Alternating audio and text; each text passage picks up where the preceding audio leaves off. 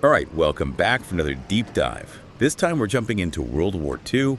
We're going to uncover the story of Robert J. Neale, a top-scoring ace in the legendary Flying Tigers. And he's known for his incredible skill as a pilot. Oh, and his P-40 Warhawk had a really mysterious nickname, Lee's Hope. Yeah, it's going to be fascinating to sort of unpack this story and really see the human side of this global conflict. You know, it's a good reminder that behind the big stories of war, there's all these individual stories just waiting to be discovered. Stories of courage and sacrifice and even mystery. Okay, so first who was this guy, Robert J. Neale? So he started out as a civilian pilot, but then boom, he becomes this Flying Tiger ace. And get this, 15.55 confirmed aerial victories. Whoa, that's a lot of victories. I mean, especially in the Pacific theater where things were so intense. You know, think about it. Japanese pilots, they had such rigorous training and their aircraft were really good. So to get that many victories, that says a lot about his skill, his talent, how tactically aware he was as a pilot, especially since, you know, the P-40 Warhawk wasn't exactly the most advanced fighter out there at the time. Yeah, no kidding. And this is where things get really interesting. His P-40 Warhawk, it had a name painted on it, Lee's Hope. Now that wasn't super uncommon back in World War II, especially in the European and North African theaters. Yeah. Pilots, they like to give their aircraft names and even put nose art on them. Yeah. Kind of turning these machines of war into something personal. It's like you got to think, right? What kind of impact did that have on the pilots themselves, you know? Right. Here they are facing constant danger, and they've got these names and images on their planes. Could have been a source of comfort for them, maybe a reminder of what they were fighting for, or even a way to deal with the stress, the immense stress of aerial combat. Yeah, totally. So the big question here, right, is who was Lee? Was this a loved one? Some source of inspiration? Maybe a fallen comrade? Unfortunately, the sources we have don't really give us a clear answer about the name. That's what's so cool about this, though. It's like another layer to the mystery of Neale, you know, and makes us think about, like, what motivated these pilots? What were they hoping for? What did victory really mean to them? What kept them going when it was so dangerous? Maybe, just maybe, Lee's hope represents that universal hope for a better future, a future without conflict and suffering. It's deep. And speaking of fighting for a better future, we got to talk about the Flying Tigers. Now, I'm sure most people, when they think about the Flying Tigers, they picture those P-40s with the shark teeth painted on them, right? Yeah. But there's way more to their story than just the visuals. Absolutely. The Flying Tigers, officially they were called the American Volunteer Group, or AVG for short. They were this group of American pilots and ground crew recruited to help China before the U.S. officially entered the war. And get this.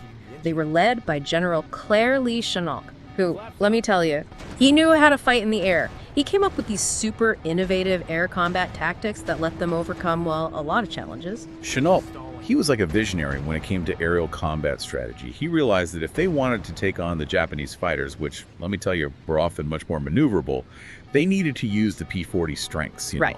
Like its speed when diving, its firepower, and how tough it was. This is what led to the whole energy fighting thing, which I bet a lot of our listeners have heard of. Yeah, energy fighting. It's all about managing your aircraft's energy. Basically, it's altitude and its speed. Think of it like a roller coaster.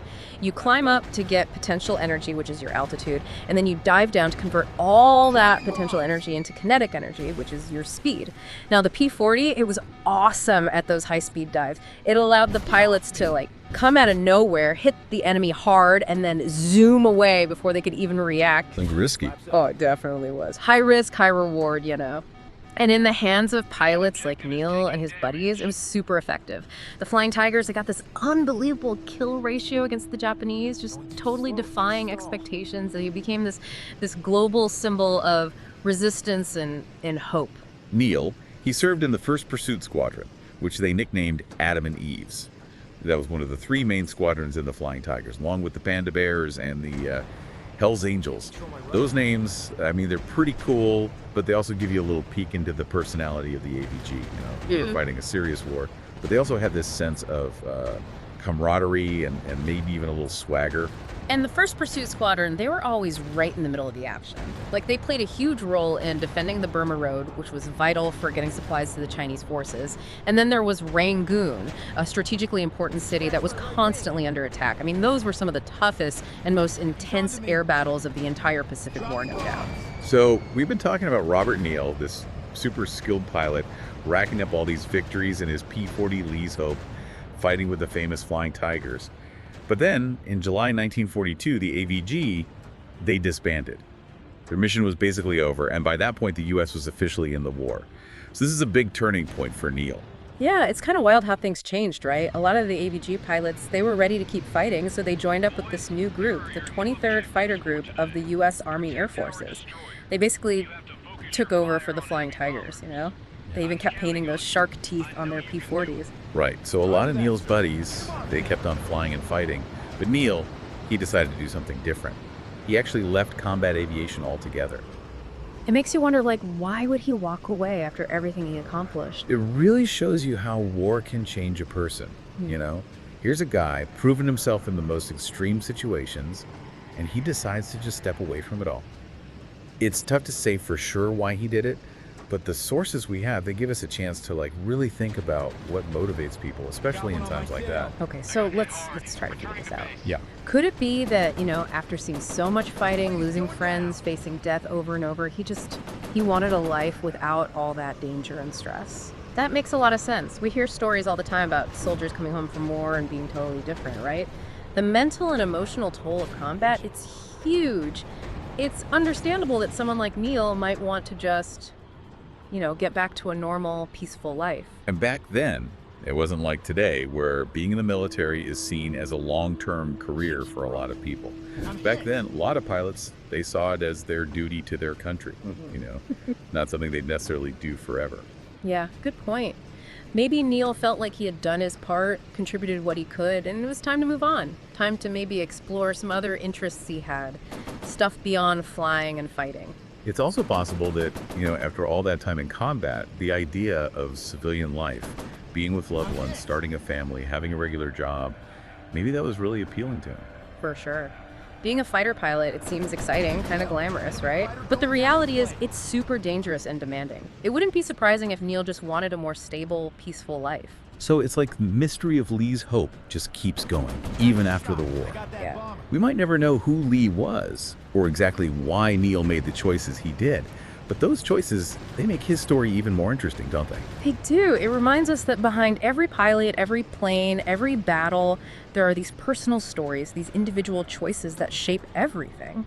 Those stories, they matter just as much as the big stories of war. They give us a more human perspective on history, you know? Right. And even though Neale's story goes in a different direction, the Flying Tigers, their legacy, it's still huge. We can't forget what they sacrificed and how much they contributed to winning the war. Totally agree.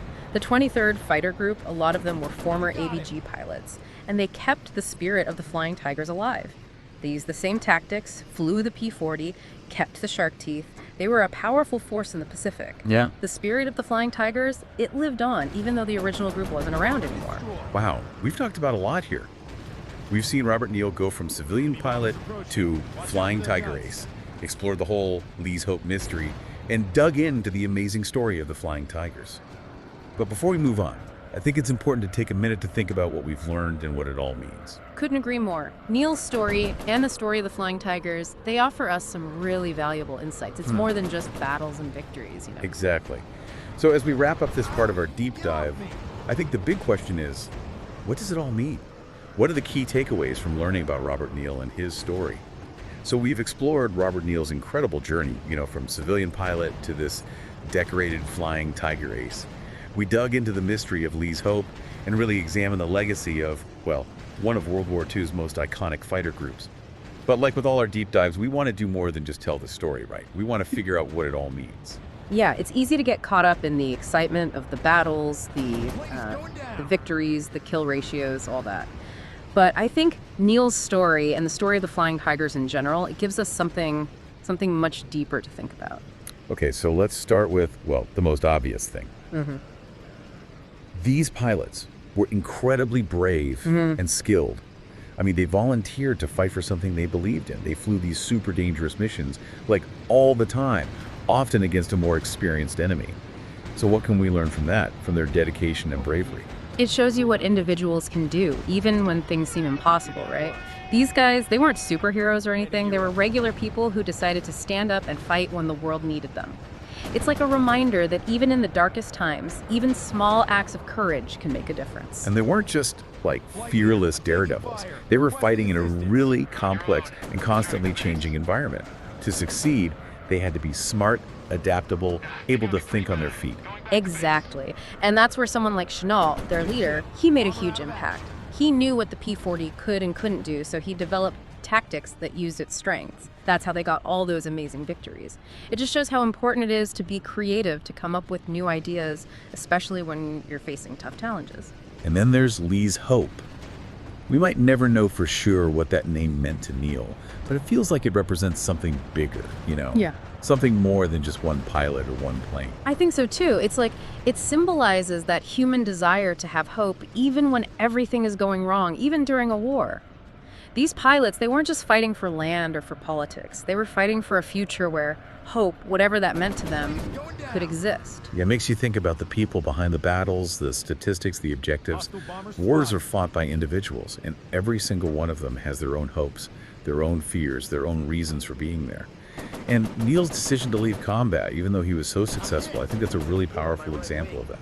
Absolutely. It shows that victory doesn't always mean the same thing to everyone. Some people, they want glory, they want to be the best. But for others, like maybe Neale, victory means finding peace, doing something different with their lives. So as we wrap up this deep dive, what are the big lessons we can take away from Robert Neale and the Flying Tigers? Their story shows us that history is made by people, by individuals. It reminds us to look beyond the big picture and see the personal stories, the small acts of courage, the sacrifices that shape everything. And maybe the most important lesson is that hope can survive, even in the toughest times. It's a message that we still need today, just as much as they needed it back in World War II. Thanks for joining us on this deep dive. We'll see you next time.